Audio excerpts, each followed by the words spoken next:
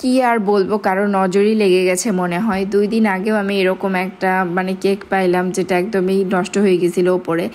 এইটাও সেম, একদমই এক পাশে পুরোই ড্যামেজ হয়ে গেছে।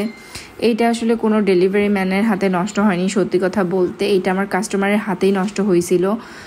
কাস্টমার আপু অনেক বেশি তাড়াহুড়াতে ছিল, ওনার ডেলিভারি আমার সকালে দেওয়ার কথা ছিল, কিন্তু উনি কলেজে থাকায় ফোনও পিক করে নাই, প্লাস ডেলিভারিটাও আমার দিতে পারিনি। পরে এটা 3টার সময় ডেলিভারিটা নেওয়ার কথা হয়, 3টার সময় আমি পাঠায়ও দেই, কিন্তু ডেলিভারি দিয়ে যখন ডেলিভারি ম্যান চলে আসে 2 মিনিটের ব্যাপার, ডেলিভারি ম্যান যেই চলে আসছে ওনার হাত থেকে এই কেকটা পড়ে গেছে। উনি হয়তো অনেক বেশি তাড়াহুড়ার মধ্যে ছিল, কারণ উনি বলতেছিল যে আপু আমার বাসায় বাবু আসবে, কিন্তু যে কোনো অ্যারেঞ্জমেন্টই করতে পারি নাই এখনও। তো উনি যখন হাত থেকে পড়ে গেছে, উনি যখন দেখছে কেকটা, উনি নিজে ভ্যাবাচাকার মধ্যে পড়ে গেছে। পরে উনি আমার কাছে ফোন দিয়েছে যে আপু এরকম কেকটা আমার হাত থেকে পড়ে গেছে, আপনি একটু পারলে আমাকে একটু ঠিক করে দেন, আমি এক্সট্রা চার্জ দিয়ে দিব, সমস্যা নেই। তো আমি বললাম যে ঠিক আছে আপনি পাঠাই দেন, দেখি কত কীরকম নষ্ট হয়েছে আর কি।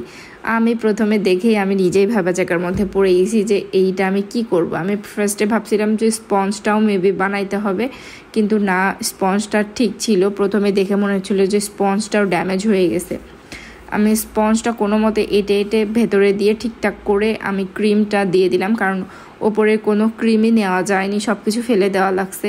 এই প্রিন্টটা আমি একটু মুছে রাখছিলাম, কারণ প্রিন্টের দোকান তো তখন খোলা ছিল না, একদমই তখন 3টা-4টা বাজে। আর প্রিন্টের দোকান খুলতে খুলতে একদমই বিকাল সন্ধ্যা হয়ে যেত, অতক্ষণ ওয়েট করার মতো ছিল না আসলে। তো এটা আমি মুছে ভালো করে রেখে দিয়েছিলাম একটু শুকাই দিতে। আর এদিকে আমি সব ব্যবস্থা করি যে কিভাবে কি করা যায়। আমি কিন্তু এমনিতেই ছোটো মোটো নষ্ট হইলে কিন্তু আমি চার্জ ওইভাবে নেই না, কারণ আমার কাছে মনে হয় যে নষ্ট আমার হাতেও হইতে পারতো।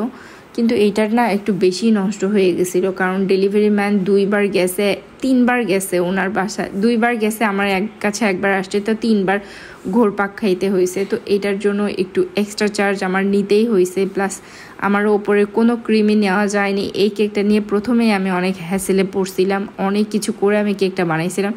এইবার আবারও সেম, অনেক কষ্ট করেই বানানো লাগছে।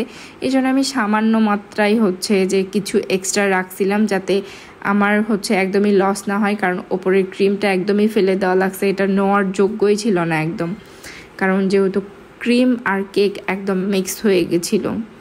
তো এইটা মেবি আপুর যে কোনো ভাগ্নি হবে, তার হয়তো ফার্স্ট মান্থ বাবুর হবে, এই জন্য কেকটা নেওয়া ছিল। তো এর আগের বার ওনার আপুর হলুদের কেক আমার থেকে নিয়েছিল আপু।